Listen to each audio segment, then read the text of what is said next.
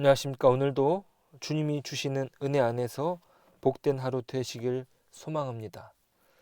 이스라엘을 이끌고 가는 목자에 대한 심판은 하나님께서 친히 목자가 되신다고 선포하셨습니다. 그것은 못된 목자로 인하여 흩어진 양떼를 모으십니다. 또한 그들에게 필요한 좋은 꼴을 먹이십니다. 자기 자신을 위해 양을 먹었던 이전의 목자와는 달리 양들을 위하여 자신을 희생하는 목자입니다. 목자의 온전한 통치를 받게 될 양들에게 오늘 본문은 심판의 문제가 목자들에게 한정되지 않다는 것을 보여주십니다. 하나님께서 자신의 양의 목자가 되셔서 양들을 심판하실 것을 예고하십니다. 양과 양 사이의 심판을 통하여 양들 중에 살찐 양을 경고하십니다. 그들은 자신들의 배를 채우는 것에만 관심을 갖고 남은 꼴은 발로 밟습니다. 물을 마실 때에도 마찬가지입니다. 자신들이 마시고 남은 물도 발로 더럽힙니다. 그들은 실상 목자의 통제를 받지 않는 완악한 양이었던 것입니다. 그들이 괴롭히는 양을 오늘 본문은 나의 양으로 말씀하십니다. 오늘 우리는 하나님의 양으로 살아가고 있는지 살펴야 합니다. 하나님의 심판은 자신의 통제를 받지 않는 제멋대로 살아가는 양에 대한 심판입니다. 그들은 하나님께서 허락하시는 양식을 자신의 것으로 여기고 독식합니다. 어쩌다 남에게 흘러가는 것이 있다면 발로 밟으며 먹지 못하도록 만들어 버립니다. 그들의 주인은 목자가 아니라 그들 자신이 되어 선한 목자의 통제를 받지 않습니다. 선한 목자 밑에서 목자의 선함을 오히려 자신의 배를 채울 기회로 삼았던 것입니다.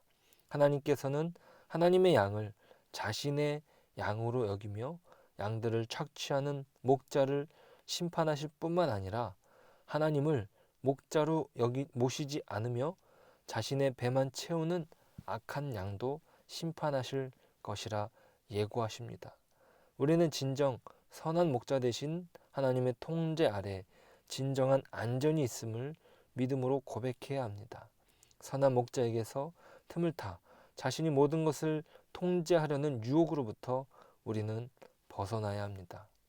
하나님께서는 자신의 통치를 위하여 사람을 세우십니다. 그 사람을 다윗이라고 명하시죠. 하나님께서 통치하시는 원리는 사람을 통하여 이루신다는 사실을 보여주십니다. 다윗은 어떤 인물입니까? 특별히 예수님은 다윗의 후손으로서 우리의 진정한 목자가 되셨음을 기억할 필요가 있습니다. 이 다윗을 통해 하나님의 통치가 이루어진다. 또 그것을 이루시겠다 하는 것을 우리가 기억해야 됩니다. 다윗은 하나님의 주권을 온전히 인정했던 인물입니다. 다윗은 이스라엘의 왕 이전에 목자였던 인물입니다. 초원을 다니며 자신이 돌보는 양을 돌보면서 하나님의 채워주심을 경험했던 인물이죠. 여호와는 나의 목자시니 내게 부족함이 없으리로다. 시편 23편의 고백은 단순하지 않았습니다. 하나님께서 돌보시는 은혜를 실제로 체험한 사실을 근거로 그가 고백한 것이죠. 심지어 자신을 죽이려 달려드는 사울을 기름 부음 받은 자로 인정합니다. 자신의 손으로 죽일 수 있는 기회를 몇 번이고 고사하는 것은 하나님께서 그에게 기름을 부으셨기 때문입니다. 사울을 그저 자신을 죽이는 사람으로 보지 않고 사울을 하나님의 기름 부은 받은 자로 인정했습니다. 그것은 철저히 그가 하나님의 주권을 인정하며 살았다라는 것을 보여주는 것이죠. 오늘 이것은 우리에게 무엇을 말해줍니까?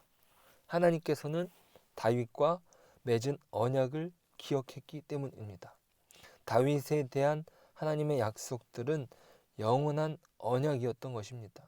무엇보다 오늘 본문에서도 25절에 화평의 언약을 맺는다고 하십니다. 그 언약에 신실한 하나님께서 또 언약을 신실하게 생각했던 다윗을 기억하신 것입니다. 하나님과 사람 사이에 깨어진 관계는 무엇보다 언약적 회복을 통해 가능하다는 것을 보여주십니다. 하나님께서 주시는 복은 언약 안에서 이루어집니다. 그분의 통치도 마찬가지입니다. 그분의 언약을 통해 그분의 통치가 실현되는 것을 보여주시죠. 하나님의 직접적인 다스림은 하나님의 언약을 신실히 지키는 사람을 통하여 이루어집니다.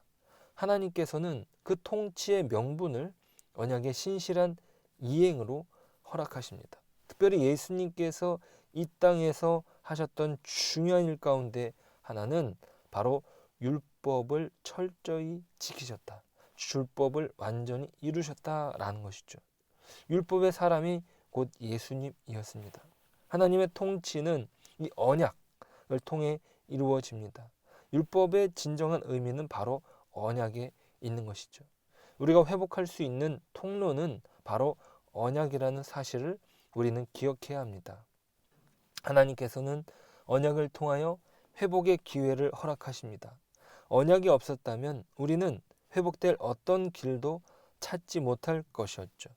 무엇보다 하나님께서 그 언약 안에 신실하시기에 우리에게 희망이 있는 것입니다. 우리에게 언약이 있었기에 우리는 회복될 기회를 얻은 것이죠. 언약이 신실하지 못하여 심판에 이르기도 하지만 언약을 통하여 우리가 회복되는 것입니다. 오늘 우리가 기억하고 지켜야 하는 언약을 오늘도 신실히 따르며 살아가는 저와 여러분 되시길 축복합니다. 기도하겠습니다. 하나님 감사합니다. 우리 안에 진정한 은혜가 하나님께서 우리의 목자가 되신다는 사실, 우리가 오늘도 기억하며 나아가길 원합니다. 하나님께서 언약에 신실하시기에 우리에게 회복의 기회를 베풀어 주신 줄 믿습니다. 오늘 저희들 하나님 베풀어 주시는 그 언약을 기억하고 그 언약에 신실한 삶을 살아갈 수 있도록 도와주시옵소서. 예수님의 이름으로 기도드립니다. 아멘.